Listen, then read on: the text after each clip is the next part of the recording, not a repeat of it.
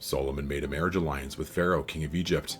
He took Pharaoh's daughter and brought her into the city of David until he had finished building his own house and the house of the Lord and the wall around Jerusalem. The people were sacrificing at the high places, however, because no house had yet been built for the name of the Lord. Solomon loved the Lord, walking in the statutes of David his father, only he sacrificed and made offerings at the high places. And the king went to Gibeon to sacrifice there, for that was the great high place. Solomon used to offer 1,000 burnt offerings on that altar. At Gibeon, the Lord appeared to Solomon in a dream by night, and God said, "Ask what I shall give you."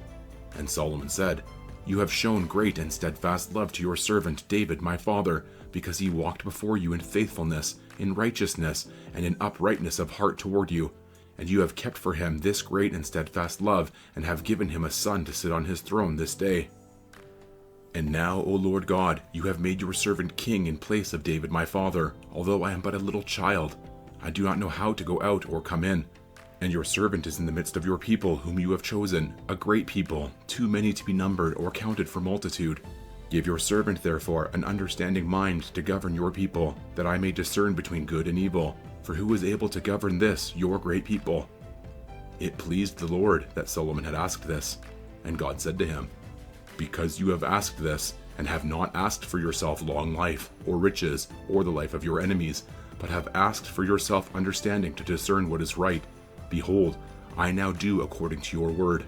Behold, I give you a wise and discerning mind, so that none like you has been before you, and none like you shall arise after you. I give you also what you have not asked, both riches and honor, so that no other king shall compare with you all your days. And if you will walk in my ways, keeping my statutes and my commandments as your father David walked, then I will lengthen your days." And Solomon awoke, and behold, it was a dream. Then he came to Jerusalem, and stood before the ark of the covenant of the Lord, and offered up burnt offerings and peace offerings, and made a feast for all his servants. Then 2 prostitutes came to the king and stood before him. The one woman said, "O my lord, this woman and I live in the same house, and I gave birth to a child while she was in the house. Then on the 3rd day after I gave birth, this woman also gave birth. And we were alone. There was no one else with us in the house, only we 2 were in the house. And this woman's son died in the night, because she lay on him. And she arose at midnight, and took my son from beside me, while your servant slept, and laid him at her breast, and laid her dead son at my breast. When I rose in the morning to nurse my child, behold, he was dead. But when I looked at him closely in the morning, behold, he was not the child that I had borne."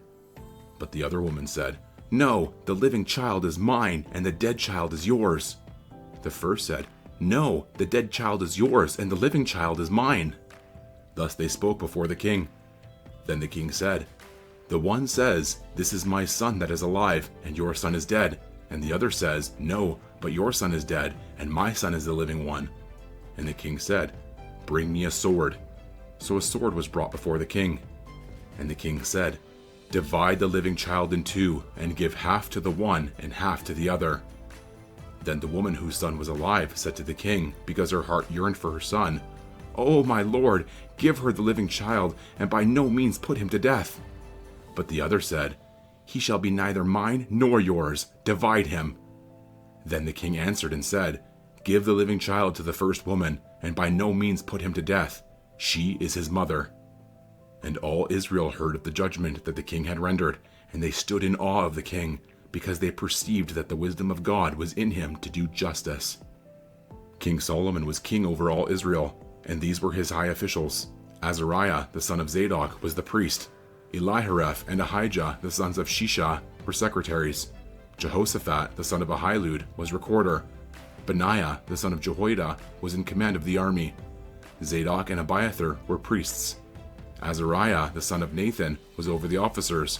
Zabud, the son of Nathan, was priest and king's friend. Ahishur was in charge of the palace. And Adoniram, the son of Abda, was in charge of the forced labor. Solomon had 12 officers over all Israel, who provided food for the king and his household.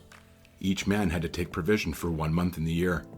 These were their names: Ben-Hur in the hill country of Ephraim, Ben-Decker in Makaz, Shalbim, Beth-Shemesh, and Elon-Beth-Hanan, Ben-Hesed in Aruboth, to him belonged Soko, and all the land of Hepher, Ben-Abinadab in all Naphath Dor, He had Taphath, the daughter of Solomon, as his wife, Baana, the son of Ahilud, in Tanakh, Megiddo, and all Beth Shean, that is beside Zarethan, below Jezreel, and from Beth Shean to Abel Meholah, as far as the other side of Jokmeam, Ben-Geber in Ramoth Gilead.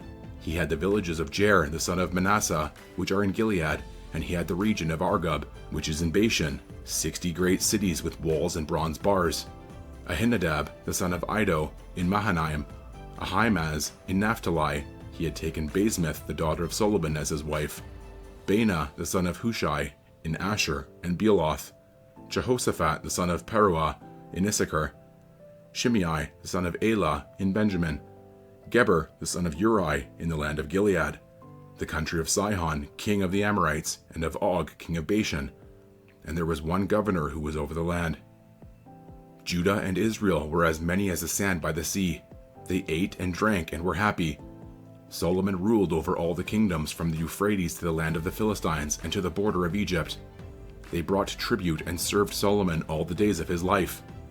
Solomon's provision for one day was 30 cores of fine flour and 60 cores of meal, 10 fat oxen, and 20 pasture-fed cattle, 100 sheep, besides deer, gazelles, roebucks, and fattened fowl. For he had dominion over all the region west of the Euphrates, from Tifshah to Gaza, over all the kings west of the Euphrates, and he had peace on all sides around him. And Judah and Israel lived in safety, from Dan even to Beersheba, every man under his vine and under his fig tree, all the days of Solomon. Solomon also had 40,000 stalls of horses for his chariots, and 12,000 horsemen. And those officers supplied provisions for King Solomon, and for all who came to King Solomon's table, each one in his month. They let nothing be lacking. Barley also, and straw for the horses, and swift steeds they brought to the place where it was required, each according to his duty. And God gave Solomon wisdom and understanding beyond measure, and breadth of mind like the sand on the seashore, so that Solomon's wisdom surpassed the wisdom of all the people of the east and all the wisdom of Egypt. For he was wiser than all other men, wiser than Ethan the Ezrahite, and Heman, Calcol, and Darda, the sons of Mahol, and his fame was in all the surrounding nations. He also spoke 3,000 proverbs, and his songs were 1,005. He spoke of trees, from the cedar that is in Lebanon to the hyssop that grows out of the wall. He spoke also of beasts, and of birds, and of reptiles, and of fish. And people of all nations came to hear the wisdom of Solomon, and from all the kings of the earth who had heard of his wisdom. Now Hiram, king of Tyre, sent his servants to Solomon when he heard that they had anointed him king in place of his father, for Hiram always loved David. And Solomon sent word to Hiram, "You know that David my father could not build a house for the name of the Lord his God, because of the warfare with which his enemies surrounded him, until the Lord put them under the soles of his feet. But now the Lord my God has given me rest on every side. There is neither adversary nor misfortune. And so I intend to build a house for the name of the Lord my God, as the Lord said to David my father, Your son, whom I will set on your throne in your place, shall build the house for my name. Now therefore, command that cedars of Lebanon be cut for me, and my servants will join your servants, and I will pay you for your servants such wages as you set, for you know that there is no one among us who knows how to cut timber like the Sidonians." As soon as Hiram heard the words of Solomon, he rejoiced greatly and said, "Blessed be the Lord this day, who has given to David a wise son to be over this great people." And Hiram sent to Solomon, saying, "I have heard the message that you sent to me. I am ready to do all you desire in the matter of cedar and cypress timber. My servants shall bring it down to the sea from Lebanon, and I will make it into rafts to go by sea to the place you direct. And I will have them broken up there, and you shall receive it. And you shall meet my wishes by providing food for my household." So Hiram supplied Solomon with all the timber of cedar and cypress that he desired, while Solomon gave Hiram 20,000 cores of wheat as food for his household, and 20,000 cores of beaten oil. Solomon gave this to Hiram year by year, and the Lord gave Solomon wisdom, as he promised him. And there was peace between Hiram and Solomon, and the two of them made a treaty. King Solomon drafted forced labor out of all Israel, and the draft numbered 30,000 men. And he sent them to Lebanon, 10,000 a month in shifts. They would be a month in Lebanon and 2 months at home. Adoniram was in charge of the draft.